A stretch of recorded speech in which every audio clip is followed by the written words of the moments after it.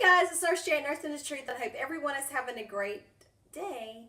So, what am I going to bring to you now? Well, I'm going to switch it up a little bit, and we're going to be talking about a very sensitive subject, but I think you all need to understand and you need to know. We're going to talk about slavery for a few minutes and really who got the ball rolling, and it's very sensitive, but we must talk about it. And I'm here to expose it. A white woman exposing black slavery. Yes, indeed. And I am very ill and sickened about it, as a matter of fact. We're going to tell you who started getting the ball rolling, guys. And it's Queen Elizabeth I, the Tudor dynasty. So that's where it started. So, in 1596, Queen Elizabeth I issued an open letter to the Lord Mayor of London, announcing that they are of late divers of black Moors brought into this realm, of which kind of people they're already here to man, and ordering that they be deported from the country. 1 week later, she reiterated her good pleasure to have those kind of people sent out of the land and commissioned the merchant Caspar van Seeden to take up certain black Moors here in this realm and transport them into Spain and Portugal. Finally, in 1601, she complained about those great number of the N-word and black Moors, which, as she has affirmed, are crept into this realm. Defamed them as infidels, having no understanding of Christ or his gospel. And one last time authorized their deportation. Wow. So if they were there first, why in the hell are you going to deport them? Queen Elizabeth.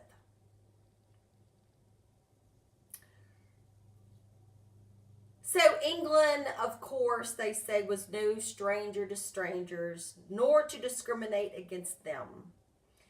European immigrants constituted a noticeable part of the English population starting in the 12th century.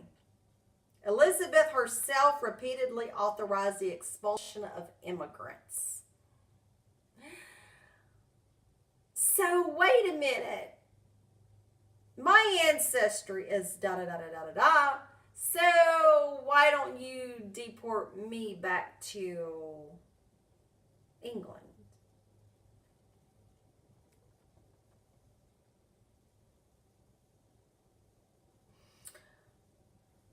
So, in justifying the geographical alienation of certain ends and black Moors, the Queen sets them categorically apart from her own people. While she figures the English in terms of their national allegiance, she designates the ends and the black Moors as a kind of people, those kind, defined by skin color, the blackness stressed by the N-word, and black Moors.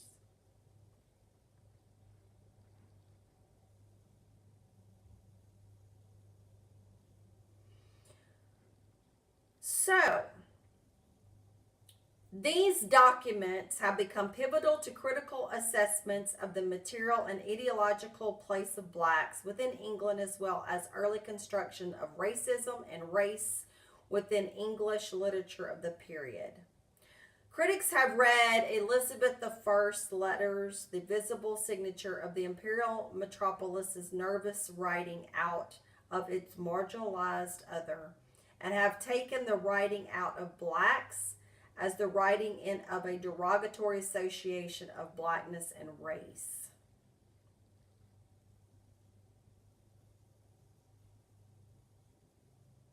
In fact, although Elizabeth presents the presence of black Moors in England as a local and international or internal problem, prompted by the fact that of late black Moors have been brought into this realm and added to a population that already numbers too many.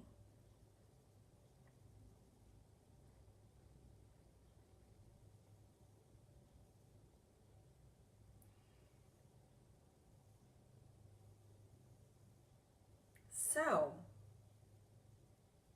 the history of black people in Britain, Peter Fryer has argued that the Queen's discriminatory project failed completely, and so for it was a serious attempt to deport all black people from England.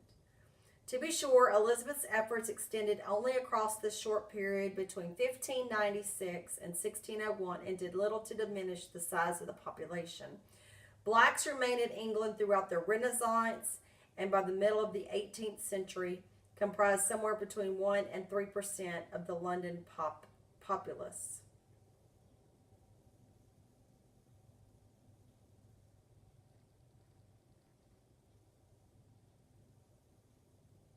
So, let's go down a little further to see what we have.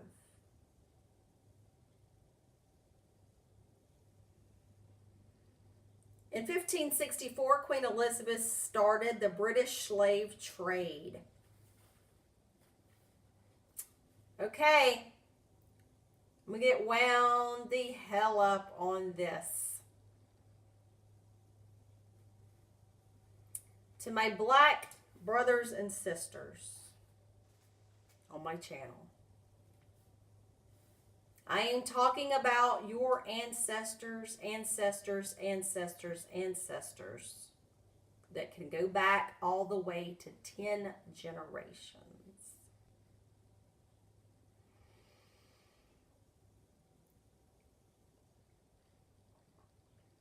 This realm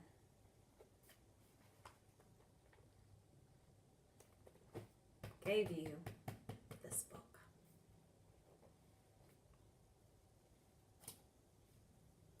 This realm made your ancestors leave their spirituality. This realm has decimated the minds and the free-thinking minds of your ancestors. The players at the top of the peak knew what they were doing when they gave this book to your people.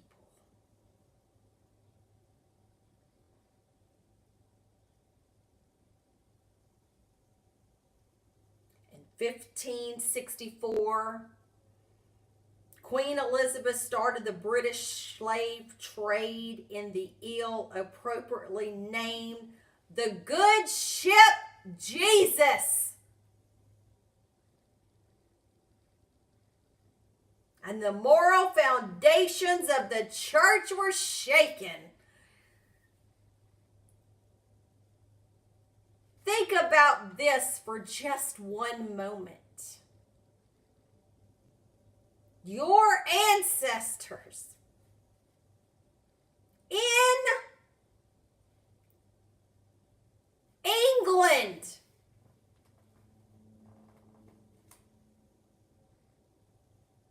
Africa,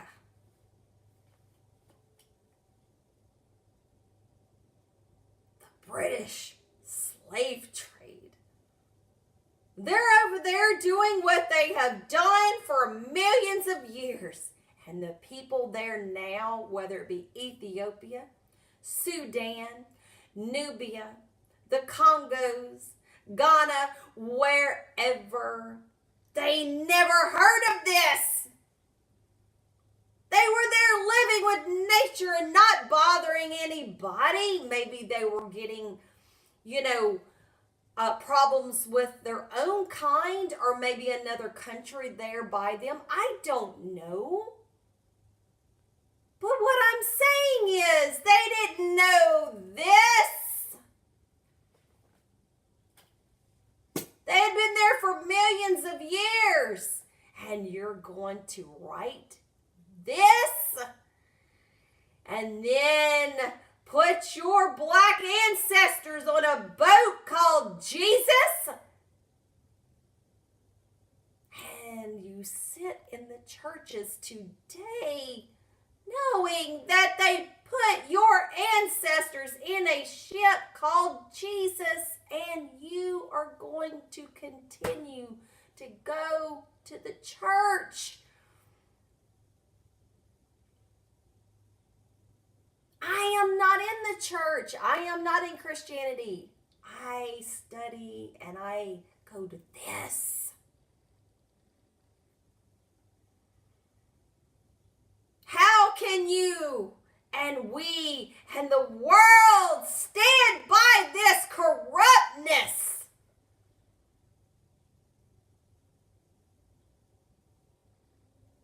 Men, women, and children separated.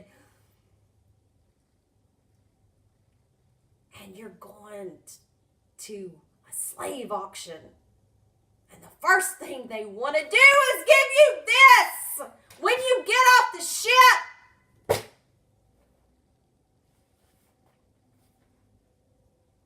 Because they wrote in the scriptures that Jesus said to take your whippings and your slashes just as he did, and suffer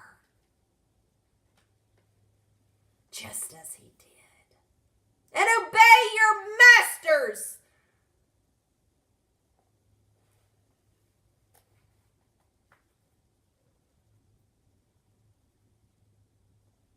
Black people, run as fast as you can out of this church, because this is the delusion.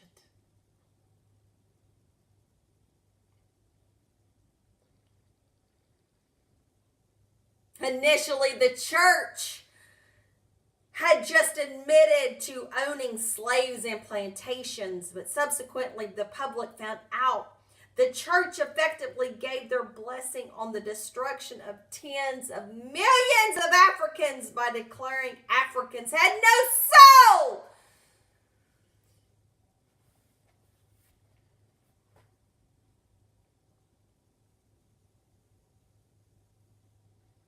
And the black people that are in the Vatican, if they only knew the history. The church is behind it. Don't you see? They want to keep your mind trapped and closed.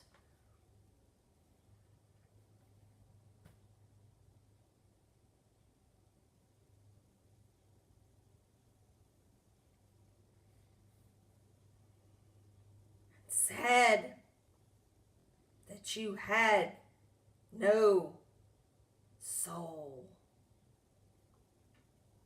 This gave the British a license to mutilate, rape, kidnap, and murder Africans without any fear of eternal damnation, because they have it from God. As penance for the crimes of the church, the public demanded the removal of Queen Elizabeth's first British slave trader from the crypt in Westminster Abbey. Dig it up and burn it at the stake for the heretic she was.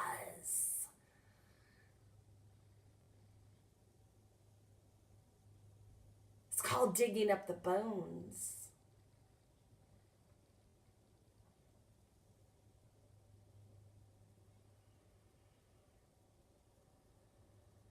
Can we, the church, say, apologize for a crime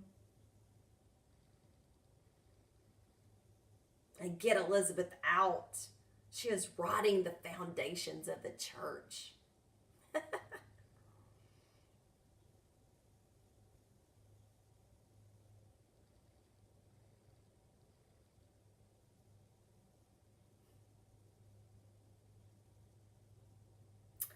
Sir Francis Drake led the second expedition to sail around the world in a voyage lasting from 1577 to 1580. And Queen Elizabeth I commissioned Drake to command the expedition together with John Winter and Thomas Daughtry. They left Plymouth, England on December 13th, 1577 with 6 ships. And they sailed to Brazil and through the perilous Strait of Magellan. At Tierra del Fuego, natives gave Drake and his crew food and water. And they sailed by Panama, where he pirated Spanish ships and settlements for food and treasure. And he landed on the island of Cano off the coast of southern Mexico. And in North America, he claimed the land he called Nova Albion for the Queen.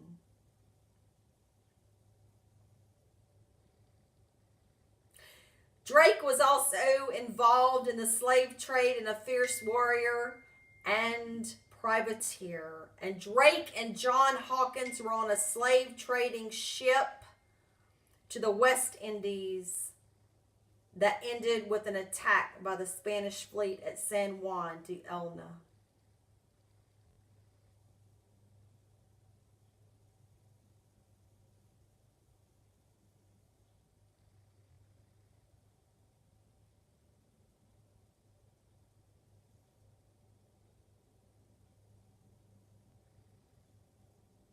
How do you like that? You're going around selling in your ships looking for blacks. And there's slave trade. And you stop with your big ships, and the natives of these different lands give you food and water. The same damn thing that happened to Egypt when the Hyksos came in.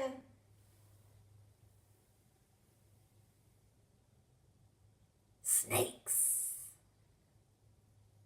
I'm hungry and thirsty. And because Egypt owned and fed millions throughout the continent of Africa, that when people were starving, they were smart enough to have the grains put up, and they were not greedy.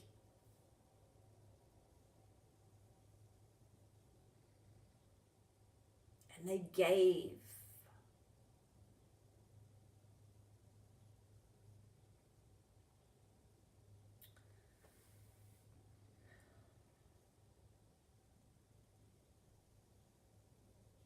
Yes, this happened a long time ago.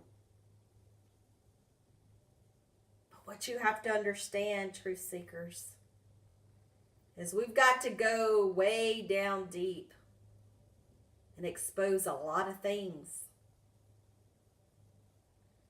Queen Elizabeth I was Britain's first slave trader. And the shit went downhill from there. And I don't care if you don't like what I have to say, get off my damn channel. Because when I talk about stuff that is dear to me, I don't give a damn what I say. You're gonna get it.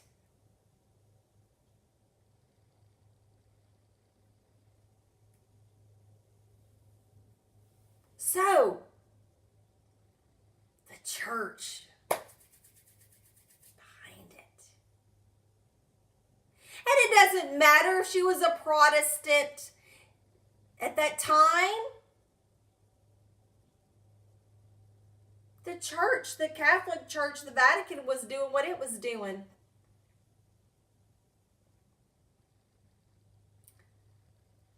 Luther and them knew what they were doing. He hated the Jews or the Hebrews or the Aparus. It didn't matter. He could have killed them too. And it would have been just fine. Who cares? But to know the Queen of England sat out and people on a ship called Jesus and then gonna give them a book about Jesus that says, obey this book, guys. King James Version, 1611. Do you know King James was a son of Mary, which was Elizabeth's half-sister, and he was a Catholic?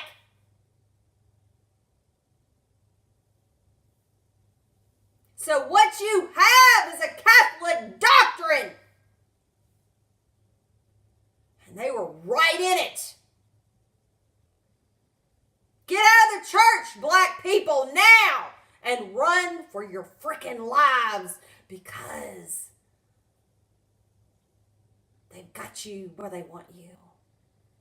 And it got you believing, and you left your spirituality. You left nature. You have left. Get back to your roots and be done with the church, and let it fall where it is. Let it fall down.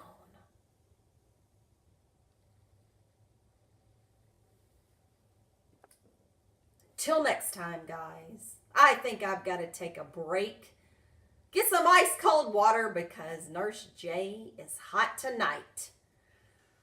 I've got to cool down because this kind of thing stirs me up, and I hope it stirs you up too, dear truth seekers.